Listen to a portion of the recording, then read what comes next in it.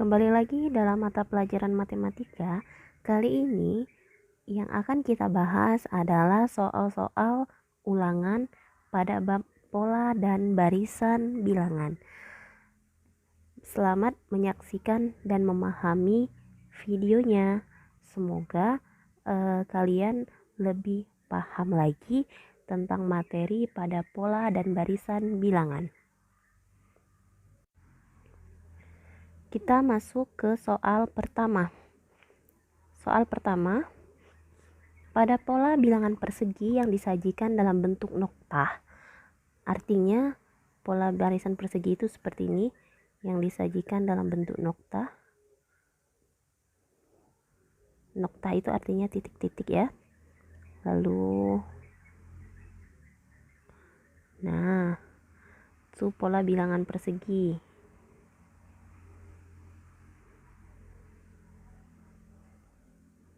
Oke, jika banyak noktah adalah 100, noktah yang disajikan ini banyaknya 100, maka pola bilangan tersebut menunjukkan suku keberapa. Kita tahu bahwa pola bilangan persegi itu ya 1, lalu 4, lalu 9, kemudian 16. Bentuknya menyerupai persegi nih, persegi 1, yang ini ya persegi masing-masing 4, lalu ini 9, dan yang ini 16. Oke, ini ya kan menyerupai bangun persegi. Nah, lihatlah pola-polanya. Suku pertama itu 1, suku kedua itu 4, suku ketiga itu 9, suku keempat 16. Yang ditanya ketika 100, dia menunjukkan suku keberapa? Kita tahu bahwa 1, 4, 9, 16 adalah bilangan-bilangan kuadrat. Oke, bilangan-bilangan kuadrat. Nah, 1 itu merupakan 1 kuadrat, 4 itu merupakan 2 kuadrat, 9 itu merupakan 3 kuadrat, 16 itu merupakan 4 kuadrat. Artinya 10 itu merupakan 10 kuadrat. Maka kalau 1 di sini suku pertama, kalau 2 suku kedua, kalau 3 di sini suku ketiga, kalau 4 suku keempat, maka ketika 100 dia menyatakan suku ke, iya benar, suku ke 10. Jadi ini ya pola bilangan persegi 1, 4, 9, 16 dan seterusnya yang merupakan bilangan-bilangan kuadrat dari suku ke n. Paham ya? Oke, kita masuk ke soal kedua. Soal kedua adalah jumlah bilangan ganjil antara 2 sampai 52. Kita daftarkan dulu bilangan ganjil.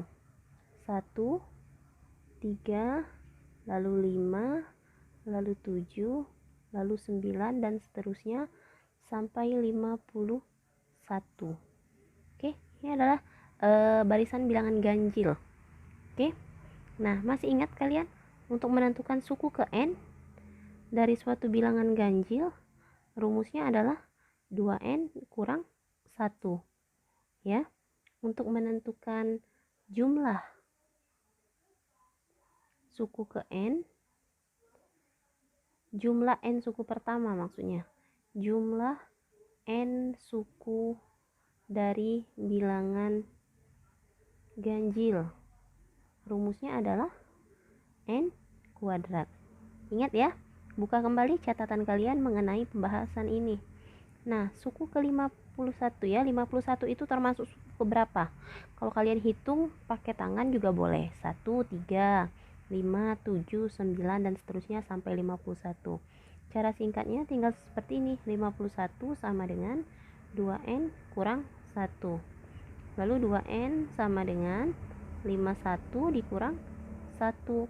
Jadi 2n sama dengan 51 tambah 1.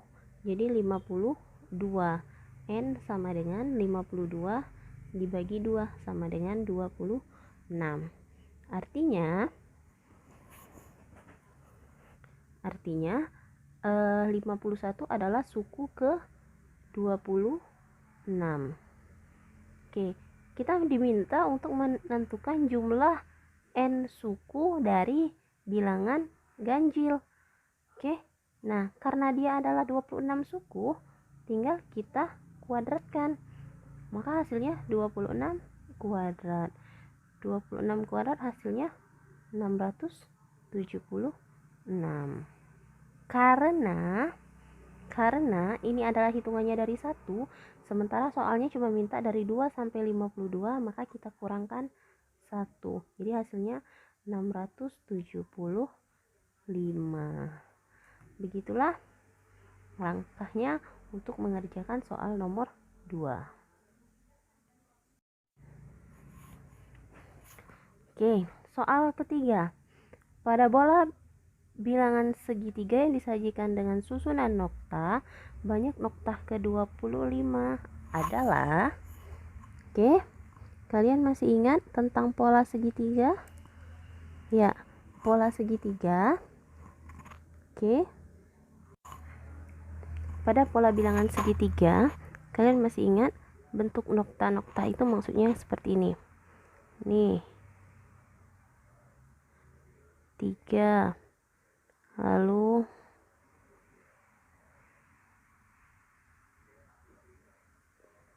seperti itu ya. 1, 3, 6 dan seterusnya. Itu pola bilangan segitiga. Yang mana untuk menentukan rumus suku ke n dari pola bilangan segitiga, rumusnya adalah n tambah 1 dikali n per 2. Nah, soal minta banyak nokta pada suku ke-25. Artinya suku ke-25 tinggal kita ganti U25. Jadi 25 ditambah 1 dikali 25 per 2. Sehingga hasilnya 26 dikali 25 dibagi 2. Ini kita bagi hasilnya 13 lalu kita kalikan 25 dikali 13 hasilnya adalah 325. Jadi banyak nokta pada suku ke-25 adalah 325. Selanjutnya adalah soal keempat. Jika jumlah bilangan pada pola bilangan segitiga Pascal adalah 1024, maka pola bilangan tersebut berada pada baris ke. Ingat pola bilangan pada segitiga Pascal. 1 1 1 1 2 1 1 1 ditambah 2 3 2 tambah 1 3 ujungnya 1 1 1 tambah 3 4 3 tambah 3 6 3 tambah 1 4 lalu ujungnya 1 lalu 1 5 4 tambah 6 10 6 tambah 4 10 4 tambah 1 5 1. Nah, pada pola bilangan segitiga Pascal yang pertama itu 2 pangkat 0. Untuk menentukan jumlah bilangan ini 2 pangkat 0. 2 pangkat 0 itu 1. Ini dia. Yang kedua 2 pangkat 1. 2. 1 tambah 1 2. Yang di sini 2 pangkat 3. Akhirnya 1 tambah 2 tambah 2 pangkat 2 ya. Jadi hasilnya 4. Yang di sini 2 pangkat 3. 1 ditambah 3 ditambah 3 ditambah 1. Hasilnya 8. Lalu berikutnya 2 pangkat 4.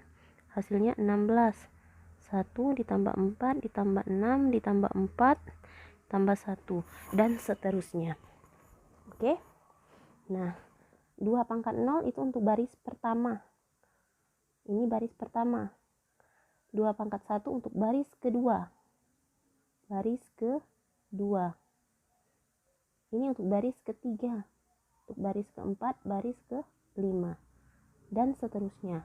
Dia menyatakan bahwa jumlah bilangan pada bola bilangan segitiga Pascal adalah 1024. Kita harus cari 2 pangkat berapa yang hasilnya 1024. Kita hitung.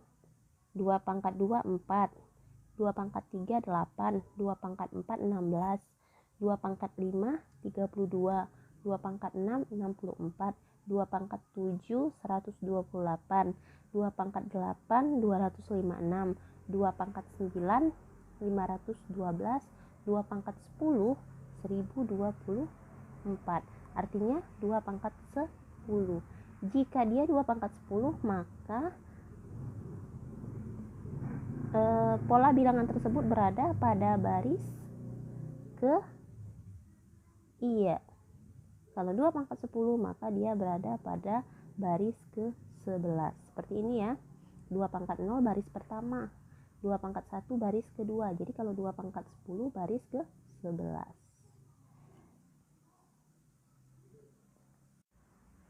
Selanjutnya kita masuk ke nomor 5. Pada barisan bilangan 4, 12, 20, 28, dan seterusnya. Suku ke-20 adalah, kita deteksi dulu dia termasuk barisan apa. 4 ke 8 bertambahnya 8.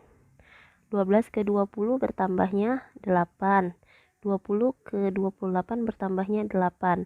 Maka konstan pertambahannya. Maka jika pertambahannya konstan, dia disebut dengan barisan aritmatika. Untuk rumus barisan aritmatika, UN sama dengan A ditambah N kurang 1 dikali dengan B. Ini rumus suku ke N. Karena yang ditanya adalah suku ke-20, maka U20 sama dengan A. A itu adalah suku pertama. Maka suku pertamanya 4 ditambah N. Karena yang ditanya suku ke-20, jadi 20 dikurang 1. B, bedanya adalah 8. Sehingga hasilnya adalah 4 ditambah 19 dikali dengan 8. Selanjutnya 4 ditambah 19 dikali 8 itu hasilnya 152. Sehingga hasilnya adalah 156. Jadi suku ke-20 pada barisan tersebut adalah 156. Oke, berikutnya soal ke-6. Suku keempat pada barisan aritmatika adalah 20. Barisan aritmatika sudah jelas ya. Suku keempatnya adalah 20. Dan suku ke-9-nya adalah 40. Yang ditanya adalah suku ke-20 berapa? Kita ingat bahwa rumus UN itu adalah A ditambah N kurang 1 dikali B. Oke, jika dia suku keempat, maka N-nya 4. 4 kurang 1 kan 3. Jadinya A ditambah 3B sama dengan 20. Untuk suku ke-9, rumusnya kan N kurang 1 kali B. N-nya 9. Maka A ditambah 8B sama dengan 40. Kita ada dua persamaan. Karena yang ditanya suku ke-20, maka ini nanti A tambah 19B. Nilai A sama B belum kita tahu. Maka untuk dua persamaan ini ya, kita eliminasi. A ditambah 3B sama dengan 20. A ditambah 8B sama dengan 40. Lalu kita kurangkan. Jadi hasilnya negatif 5B sama dengan negatif 20. B sama dengan 4. Kalau B sama dengan 4, maka A ditambah 3 dikali 4 sama dengan 20. Ini dari persamaan, kita substitusi. Jadi A ditambah 12 sama dengan 20. A sama dengan 20 dikurang 12 sama dengan 8.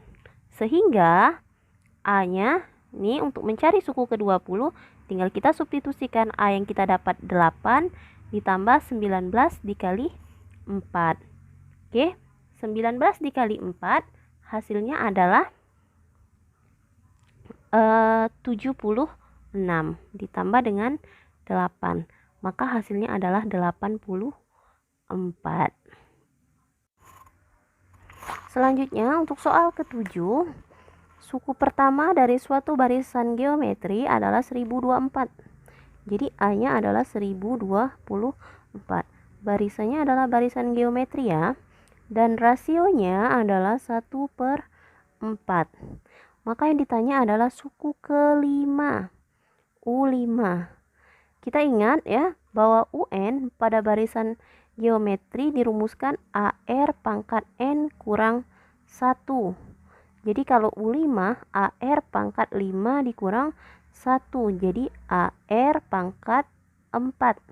A itu adalah suku pertama 1024. Oke, dikali 1/4 dipangkati dengan 4.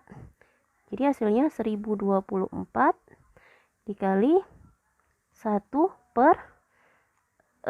pangkat 4 itu 1 ya. 4 pangkat 4 hasilnya 256. Oke. Nah, bagaimana kita menyelesaikan ini? Oke, 1024 kali 1 hasilnya itu 1024 per 256. Maka hasilnya adalah 4. Jadi suku kelimanya adalah 4. Gampang ya? Oke, berikutnya pada bulan Januari 2020 Jessica menabung sebesar 200.000. Bulan Februarinya 225.000. Bulan Maretnya 250.000 dan seterusnya. Jessica sengaja menabung untuk membeli sesuatu pada tahun baru. Berapakah jumlah tabungan uang Jessica pada bulan Desember 2020? Oke, karena yang pertama, bulan pertama dia menabung 200.000. Bulan kedua 225, bulan ketiga adalah 250. Jadi kita lihat ya, 200.000 ditambah 225 ditambah 250 dan seterusnya sampai bulan Desember. Bulan Desember adalah suku ke 12-nya, ya kan, karena ini adalah suku pertama pada Januari. Kita cari dulu suku ke-12-nya. Suku ke-12-nya adalah A ditambah 11B.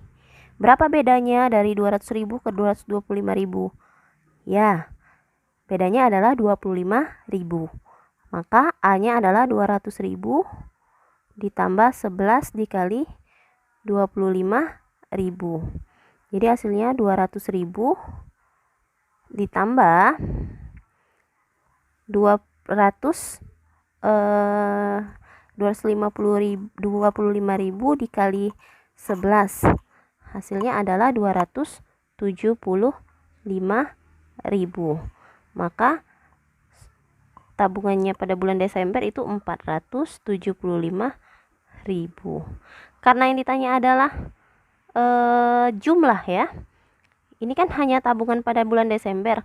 Nah, jumlah dia itu pada bulan pertama, bulan kedua, bulan ketiga kalau dijumlahkan itu berapa? Nah, untuk menyelesaikan itu kita gunakan rumus SN atau rumus deret. Rumusnya N/2 A ditambah UN. A ini suku pertama, UN ini suku terakhir. Ya. N karena S-nya S12 jadi 12 bagi 2. A-nya adalah 200.000 ditambah suku terakhirnya 275.000.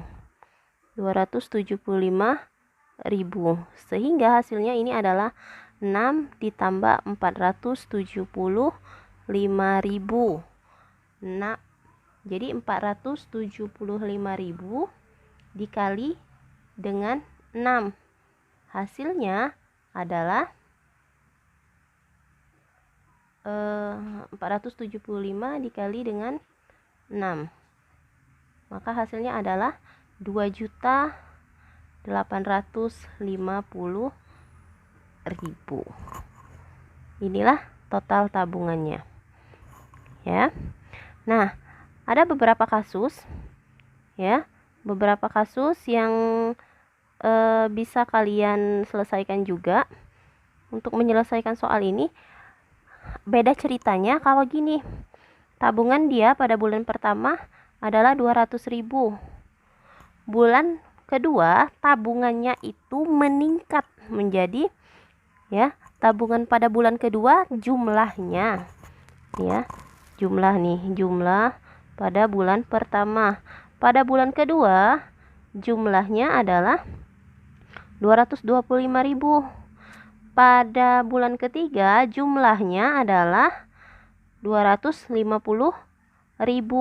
Nah, berapa jumlahnya pada bulan ke-12? Nah, kalau seperti ini total uangnya nih pada bulan pertama, pada bulan kedua, pada bulan ketiga. Beda kasus dengan soal tadi. Nah, kalau yang ditanyanya adalah seperti ini, ya, maka jika yang ditanya adalah bulan ke-12, maka kalian cukup gunakan rumus UN saja. Nah, kalian cukup gunakan rumus UN. Kalau yang diberitahu adalah ini jumlah uangnya. Tapi, seperti soal tadi, dia tidak memberikan jumlah uangnya, tapi tabungannya lagi, dia nabung lagi. Jadi bulan pertama 200.000 dia nabung. Bulan kedua dia nabung lagi 225.000. Nah, untuk soal yang ini, bulan pertama dia punya uang 200.000. Bulan kedua jumlah tabungannya 225. Bulan ketiga dia jumlah uangnya 250.000. Artinya sebulan dia cuma nabung 25.000. Nih, maka pada bulan ke-12 total tabungannya cukup kalian gunakan rumus UN. Oke, paham ya? Silakan dibedakan apa keinginan soal. Selanjutnya soal ke-9. Suatu barisan geometri suku ketiganya adalah 27. Ingat ya, UN pada barisan geometri AR pangkat N kurang 1. Sehingga kalau suku ketiga adalah AR pangkat 3 kurang 1 pangkat 2. Hasilnya 27. Sementara suku kelimanya artinya U5 adalah AR pangkat 5 kurang 1. AR pangkat 4 sama dengan 243. Suku pertama yang ditanya. Nah, ini kan AR pangkat 4 ya. Kita gunakanlah di sini. AR pangkat 4 kan bisa kita pecah. AR pangkat 2 dikali R pangkat 2 sama dengan 243. AR pangkat 2 kan nilainya ada nih. 27 dikali R pangkat 2. 27 kali R pangkat 2 sama dengan hasilnya 243. Lalu bagaimana cara kita mencari R pangkat 2? Maka tinggal kita pindah luaskan. R pangkat 2 sama dengan 243 per 27. Sehingga kita dapat R pangkat 2 sama dengan 9. Jadi R sama dengan, kita lihat ya, R-nya sama dengan 3. Akar dari 9 sama dengan 3. Soal terakhir. Suatu virus mampu berkembang biak menjadi 2 kali lipat setiap 30 menit sekali. Ya. Dino terinfeksi sebuah virus pada pukul 18. Tentukan berapa jumlah virus yang sudah berkembang biak di dalam tubuh Dino pada pukul 21. Jika mula-mula virus yang menginfeksi sebanyak 2 virus. Jadi pada pukul 18 ya, awalnya 2. Yang ditanya berapa banyak virus pada pukul 21. Dia berkembang biak setiap 30 detik menjadi 2 kali lipat. Jadi pada 18.30 dia akan menjadi 4. Pada jam 19 dia akan menjadi 8. 19.30 dia akan menjadi 16 ya, karena 2 kali lipat. Pada jam 20 dia akan menjadi 32 dan pada jam 21.30 dia akan menjadi 64. Maka pada pukul 21 akan menjadi 128. Oke. Nah, kalian bisa juga menggunakan rumus suku ke N karena dia berkembang biak 2 kali lipat, maka dia pasti merupakan barisan geometri ya. Ini suku pertama, suku kedua, suku ketiga, suku keempat, suku kelima, suku keenam, suku ketujuh, artinya pukul 21. Jadi UN sama dengan AR pangkat N kurang 1. Karena suku ketujuh A-nya adalah tadi 2, R-nya adalah 2, pangkat 7 kurang 1 pangkat 6. Jadi ini 2 pangkat 1, yang ini 2 pangkat 6 ya. Jadi 2 dikali 2 pangkat 6 itu hasilnya 64. sehingga hasilnya adalah 128, sama saja. Nah, itulah tadi pembahasan soal-soal ulangan kalian bab 1 tentang pola dan barisan bilangan. Ya, Ibu review sedikit supaya kalian tidak lupa. Oke, untuk mereview kembali keingatan kalian, ya, kita akan rangkum. Yang pertama untuk pola bilangan ganjil, bilangannya itu 1, 3, 5, 7, 9. Untuk suku ke N, ya, sama dengan 2N kurang 1. Ini adalah bentuk umumnya ketika kalian akan mencari suku ke N dari suatu pola bilangan ganjil, ya. Untuk Sn atau jumlah suku ke N dari pola bilangan ganjil itu mengikuti pola bilangan persegi, ya, dengan rumus N kuadrat.